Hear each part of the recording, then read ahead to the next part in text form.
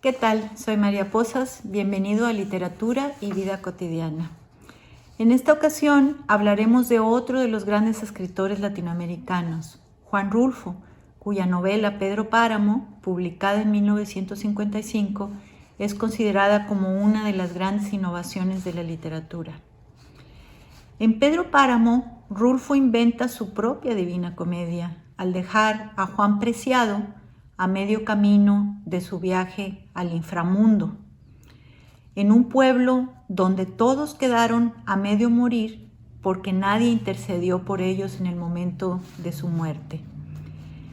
Pero a diferencia del inframundo de Dante, el universo creado por Rulfo inicia en Comala, en un limbo que se va transformando en un infierno, en la medida en que las propias almas que la pueblan van narrando sus pecados y la historia de la destrucción del lugar que alguna vez fue un paraíso, al menos en la memoria de Doloritas, la madre de Juan Preciado.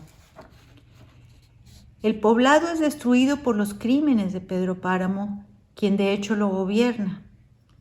Todos los pecados de las almas en pena fueron cometidos por Pedro Páramo o a causa de Pedro Páramo. El cacique se va erigiendo así en una especie de dios o demonio mítico que para vengarse de su propio dolor decide al final cruzarse de brazos y dejar que Comala se muera de hambre. Las almas en el limbo de Comala no podrán salir nunca, y la tortura que sufren es la repetición narrada y escuchada al infinito de la historia de sus crímenes. Su castigo es la memoria, el arrepentimiento de su culpa sin posibilidad alguna de redención. El tiempo en Comala está comprimido y es circular, a pesar de que la novela está inscrita en un tiempo histórico, el de la Revolución y la Guerra Cristera. Pero como señala Juan Villoro, el tema de Rulfo no son los acontecimientos, sino su reverso. Los hombres privados no solo de la posibilidad de elegir, sino de manera más profunda de que algo les ocurra. Pero, ¿cómo logra Rulfo crear historias en un tiempo que ya no transcurre? La forma en que son construidos los personajes parece, en mi opinión, jugar un papel central en la estética del escritor. Desde el inicio nos introduce en un ambiente onírico. Leo: caminábamos cuesta abajo, oyendo el trote rebotado de los burros, los ojos reventados por el sopor del sueño en la canícula de agosto. En realidad, en Comala nadie le habla a Juan Preciado, pero él sabe lo que le dicen como sabemos las cosas en los sueños.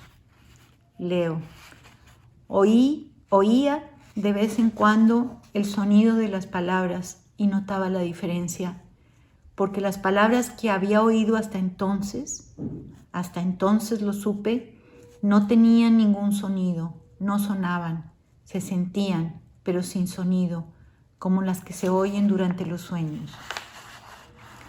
Todas las ánimas que pueblan Comala penan porque cometieron un pecado relacionado con Pedro Páramo.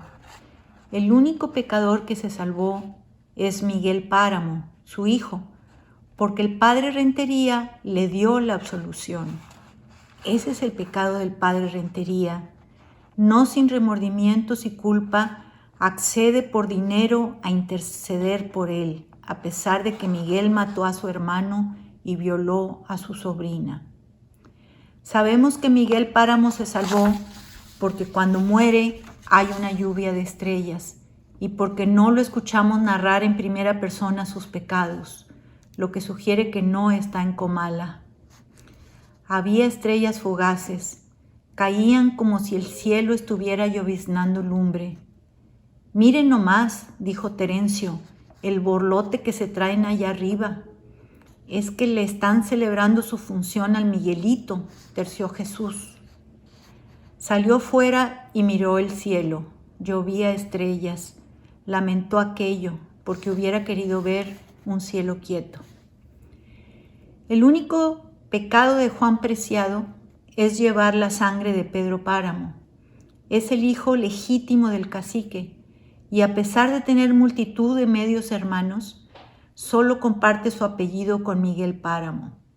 Quizá todos esperaban a Juan Preciado para que viniera a pagar las culpas de su hermano. Es en cierto sentido el reverso de la historia de Caín y Abel. En esta es Caín quien se salva de la condena de vivir errante, como hacen las almas de Comala. Tal vez el cielo conduce a Juan Preciado a Comala para compensar esa alma pecadora que fue injustamente perdonada y se les coló en el paraíso. Incluyendo a Pedro Páramo, la complejidad psicológica de los personajes y de los muertos de Comala es tal que lograr comunicarla y hacerla creíble sin describirla es, en mi opinión, donde reside la genialidad de Juan Rulfo. Antes que hacer minuciosas descripciones, el escritor intercala silencios que convierten los crímenes horrendos, los despojos, el incesto, las violaciones, los asesinatos, en un horror tranquilo y silencioso.